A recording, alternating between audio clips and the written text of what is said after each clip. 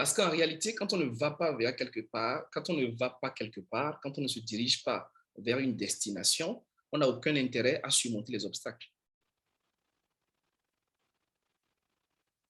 On est d'accord ou pas?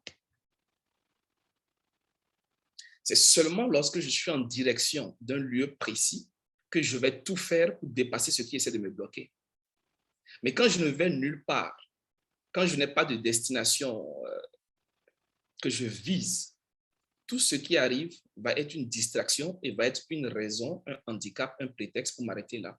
C'est aussi simple que ça. Si je sors de chez moi et que je ne vais nulle part, je veux juste me balader, je veux me promener, je veux prendre de l'air, comme on dit souvent, et qu'en marchant, je vois qu'il y a un attroupement, il y a deux jeunes qui sont en train de se battre, ou alors il y a, je sais pas moi, il y a eu un accident de la route, ou alors il y a eu quelque chose, qu'est-ce que je fais? Je suis en balade, je suis sorti, donc je vais rester là. Je vais m'attrouper avec les autres. On va discuter, mais qu'est-ce qui s'est passé? Qu'est-ce qu'il y a eu? Pourquoi il fait ça? Pourquoi il fait X? Et je peux perdre là 15 minutes, 30 minutes, 1 heure, 2 heures, tout mon après-midi. Et après, je rentre à la maison. Je ne suis allé nulle part. J'ai été retenu par la première source de distraction qui s'est présentée devant moi. Mais quand je me lève de chez moi et que je sais que je vais au bureau, je sais que je vais à l'église, que je sais que je vais faire une course importante, je vais rendre visite à telle personne. Quand je me mets en circulation, et qu'il y a quelque chose qui arrive, je peux m'arrêter, mais je vais très rapidement trouver une solution. Je vais appeler les pompiers, je vais appeler le SAMU, je vais donner quelques instructions, je vais prendre quelques détails et je vais continuer là où je vais. Donc, je vais trouver le mécanisme de pouvoir dépasser cet obstacle-là. Au besoin, si la route est en chantier, s'il y a une déviation, je vais trouver un chemin pour retrouver ma route et continuer. Mais parce que je sais où je vais, parce que j'ai une destination, parce que j'ai décidé de mon lieu d'atterrissage.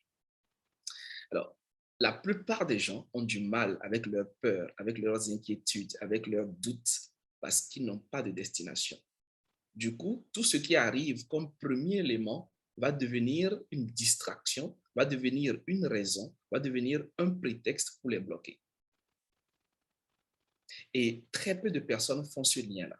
Avez-vous un rêve que vous poursuivez? Un rêve qui vous autorise, qui vous emmène, qui vous motive de façon à ce que vous puissiez dépasser tous les obstacles qui se présentent à vous. Autrement, vous allez avoir des excuses. Et malheureusement, c'est ce que tout le monde en a. Tout le monde en a.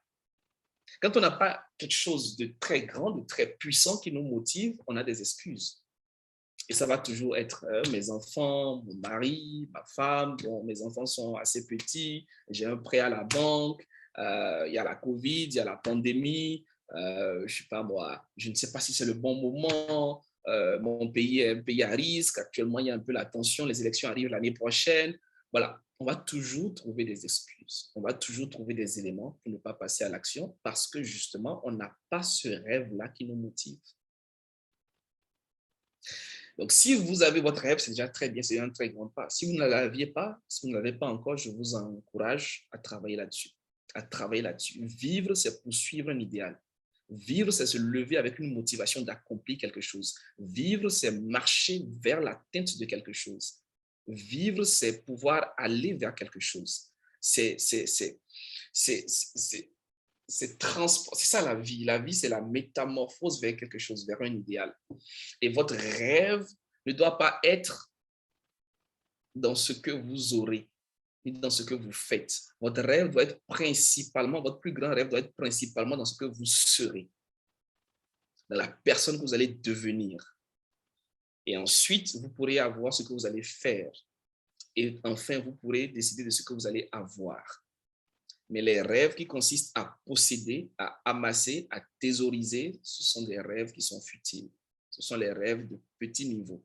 Les véritables rêves, ce sont les rêves qui construisent un être, qui développent une personne et qui l'emmènent à devenir une certaine figure, une certaine référence, qui a de l'impact, qui a de l'influence, qui agit, qui encourage, qui bâtit les autres, qui construit les autres, qui apporte quelque chose de plus à l'existence de son entourage. Donc, trouvez votre plus grand rêve et que cela soit votre motivation. Bon, si vous l'avez, c'est bien. Si vous ne l'avez pas encore, travaillez-y. Pour le moment, mettez un de vos projets qui vous tient à cœur. D'accord? Donc, écrivez rapidement un de vos projets qui vous tient à cœur. Écrivez un grand projet qui vous tient à cœur. Écrivez un de vos projets au moins. Vous avez écrit un projet, écrivez au moins quelque chose qui vous tient à cœur, quelque chose qui est important pour vous. Allez-y, écrivez-le. Donc, vous écrivez un projet qui vous tient à cœur et ensuite, vous écrivez ce qui vous bloque, ce qui vous empêche d'y arriver aujourd'hui. Allez-y. On y va très rapidement. Ça va être très pratique. Hein? Aujourd'hui, on va beaucoup échanger, mais vous allez beaucoup travailler parce que bon, ça ne sert à rien de bavarder et qu'on n'avance pas. Il faut qu'on avance. D'accord? Vous savez, à Baraka Gay, toutes nos formations, c'est pratique. Il faut qu'il y ait de la transformation, il faut qu'il y ait du résultat. Donc, vous venez et puis on avance. Si vous venez pour écouter, pour être curieux, ce n'est pas la peine. Déconnectez-vous, allez vous occuper d'autres choses. Hein? Allez vous reposer, allez manger, voilà. Mais si vous êtes là, c'est pour qu'on avance. Il faut que votre vie change, il faut qu'il y ait de la transformation, il faut qu'il y ait du résultat. Si vous êtes venu pour être curieux, pour tourner en rond, pour rigoler, bon, c'est bien quoi. Vous pouvez gagner du temps, comme on dit, et aller vous occuper d'autres choses.